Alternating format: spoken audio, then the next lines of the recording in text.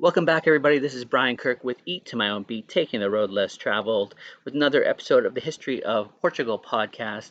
It's been a while, but let's continue on with episode 103. This takes place in the Almoravid Dynasty still, and we're talking about the early conquests of that dynasty. In the early 1050s, a kind of triumvirate emerged in the leading Almoravid movement, including Alvid ibn Ayasin and Yaban ibn Umar and his brother Abu Bakr ibn Umar. The movement was now dominated by the Lamtuna rather than the Gudala. During the 1050s, the Almoravids began their expansion and their conquest of the Saharan tribes.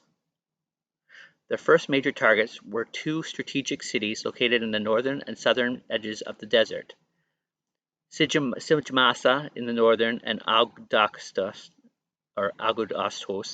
in the south. Control of these two cities would allow the Almoravids to effectively control the trans-Saharan trade routes.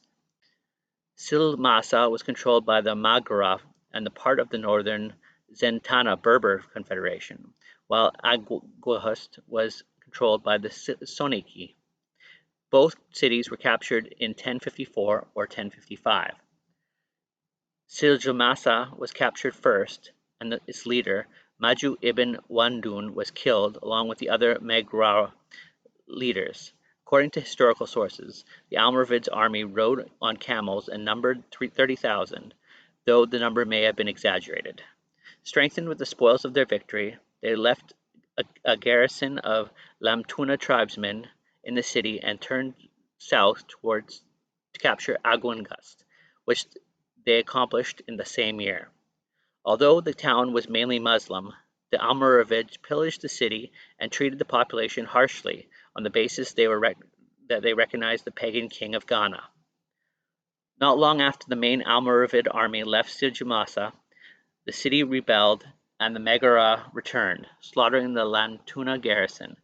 Ibn Yasin responded by organizing a second expedition to recapture it, but the Gudala refused to join him and returned instead to their homelands in the desert regions along the Atlantic coast.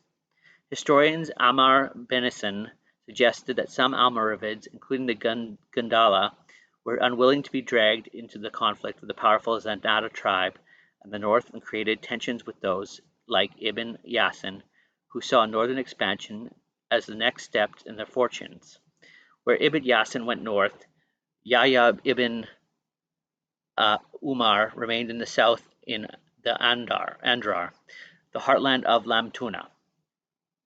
In a defensible and well-provisioned place called Jabal Lamtuna, about 10 kilometers northwest of modern Attar. His stronghold, where there was a fortress called Azugi, which has been built earlier in his brothers Yamid Uman Haraz. Some scholars, including Attilo Gaudio, Christian Banakar, and Bridget Himpman and Diane Himpman Sabitar, describe Azuki as the first capital of the Almoravids. Yahya ibn Umar was subsequently killed in the battle against the Gudala in 1055 or 1056, or latter in 1057.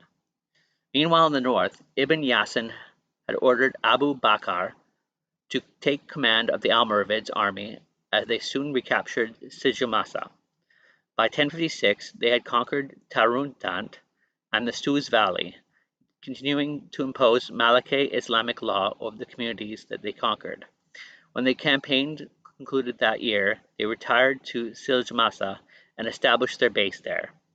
It would be around this time that Abu Bakr appointed his cousin, Yusuf ibn Tashfin, to command the garrison of the city. In 1058, they crossed the High Atlas and conquered Agmat, a prosperous commercial town near the foothills of the mountains, and made it their capital. And they came into contact with Bargwata, a Berber tribal confederation who followed the Islamic heresy preached by Sahil ibn Taraf 3 centuries later. The Bagrawata occupied the region southwest of Agmat and along the Atlantic coast. They resisted the Almoravids fiercely, and the campaign against them was bloody. Abdul ibn Yazin was killed in battle with them in 1058 or 1059 at a place called Kuvalikat or Kurifafala. By 1060, however, they were conquered by Abu Bakr ibn Umar and was forced to convert to Orthodox Islam. Shortly after this, Abu Bakr had reached as far as the Meknes.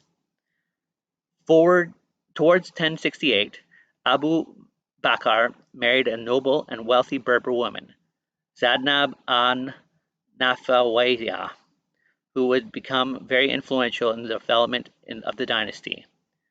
Zainab was the daughter of a wealthy merchant from Kairouan who had settled in Agmat. She had been previously married to Zagit ibn Yusuf ibn al-Agmagragi, the leader of Agmat, until the latter was killed during the Almoravid conquest of the city. So that's episode 103 of the History of Portugal podcast.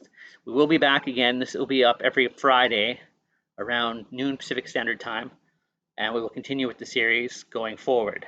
I do apologize for the ending of the series about a year and a half ago. Things that just came up and I got behind, so we'll continue with the series. We are now available on Spotify podcasts, so check back on Spotify if you haven't already. We're also on Apple Podcasts and Google Podcasts. So until next time, keep eating to your own beat, take the road less traveled, and have a great day.